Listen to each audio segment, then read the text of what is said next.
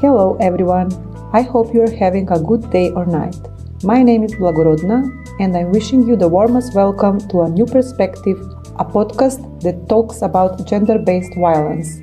Today we will be joined by our guest Vlatko to address this sensitive yet widespread issue about how the latest technology can help in reducing the gender-based violence. From life-saving mobile application that provides secure reporting and communication channels to AI systems that analyze data patterns for prevention strategies. Hello, Vlatko. Thank you for being with us. Hello, thank you for your invitation. Today, we will explore three key technological frontiers. Mobile applications designed to help survivors report incidents safely and access support services, AI-powered systems that analyze the data to predict and prevent gender-based violence, and the critical privacy considerations that come with implementing these digital solutions. As we witness technological advancement across every sector, I'd like to begin with your perspective.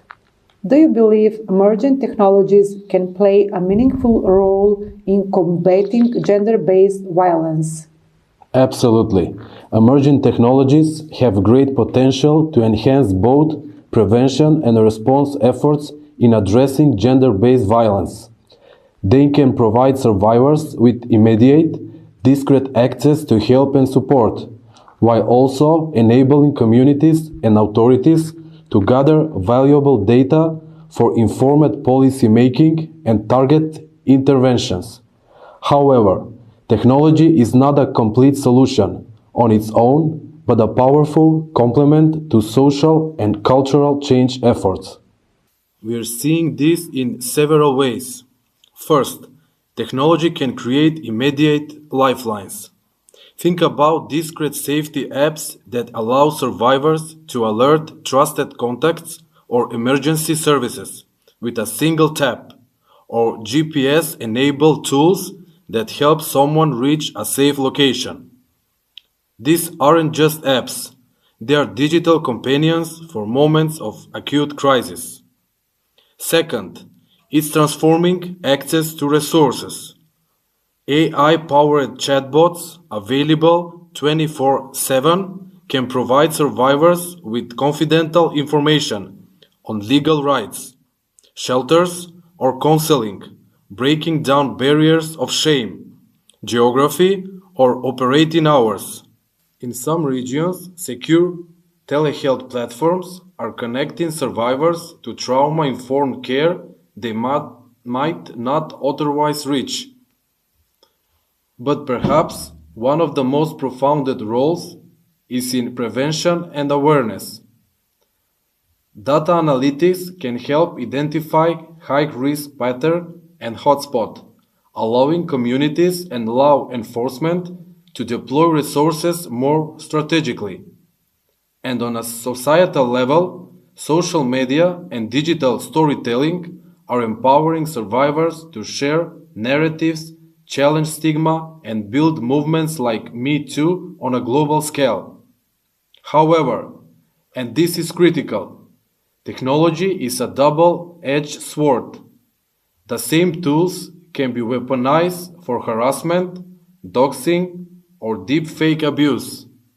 So, our approach must be intentionally ethical and survivor-centered. We need diverse teams building these tools to avoid bias, and we must always prioritize security and privacy. In a sense, technology alone won't end gender-based violence. That requires deep cultural and legal shifts. But when thoughtfully applied, it can be a transformative tool offering survivors new pathways to safety, support, and justice, while giving advocates unprecedented data and reach to drive that essential social change forward. First, we must put privacy and user control at the core. Survivors need unambiguous agency over their data, knowing what is collected, how it's stored, and who can access it. Tools must have easy to use, robust privacy settings and clear, secure deletion options. We are moving beyond simple apps to encrypted platforms that give survivors sovereignty over their digital footprint. Second, inclusive design is non-negotiable. If the terms building these technologies lack diversity, they will overlook critical vulnerabilities and user needs. We need survivors, frontline responders, and experts in gender-based violence at the design table to stress test futures and anticipate misuse. Finally, technology must be integrated into strong existing human support ecosystem. The most effective tools don't operate in a vacuum. They connect seamlessly to crisis centers, law enforcement trained in trauma-informed response, and community support networks. They are a bridge, not an island. Ultimately, our metric for success shouldn't just be technological innovation, but whether a tool actually reduces harm, increases a survivor's sense of agency, and strengthens the real-world support system around them. It's about using technology to amplify human compassion and justice, not to replace it. Let's explore specific applications. Can you walk us through how technologies like mobile safety applications, secure communication platforms, and geolocation services are currently being utilized in gender-based violence prevention? What real-world impact are we seeing? Mobile safety applications empower survivors to report incidents quickly and safely, often with features like emergency alerts, one-touch calls to trusted contacts, and access to resources. Secure communication platforms ensure that survivors can communicate without fear or interception or retaliation. Geolocation services help emergency responders reach survivors promptly and enable trusted contacts to monitor their safety in real time. Real-world impact includes increased reporting rates, faster emergency responses, and improved survivor confidence in seeking help, which ultimately contributes to reducing harm. Artificial intelligence is revolutionizing fields from agriculture to space exploration. In the context of gender-based violence prevention, how can AI systems combined with data analytics from existing cases create more effective prevention strategies? Are there specific examples of this technology in action? AI can analyze large data sets from police reports, social media, and support services to identify patterns and predictors of gender-based violence, allowing authorities to focus resources where threats are higher.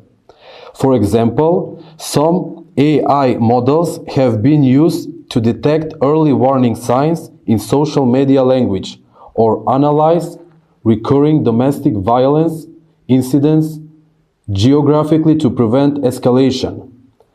Programs such as predictive policing tools with ethical oversight and AI-driven chatbots for survivor support are real-world examples, though care must be taken to prevent bias and protect privacy. While these technological solutions offer tremendous potential, they also raise significant concerns. What are the primary privacy and security risks survivors face when using these digital tools? How do we balance Neuva?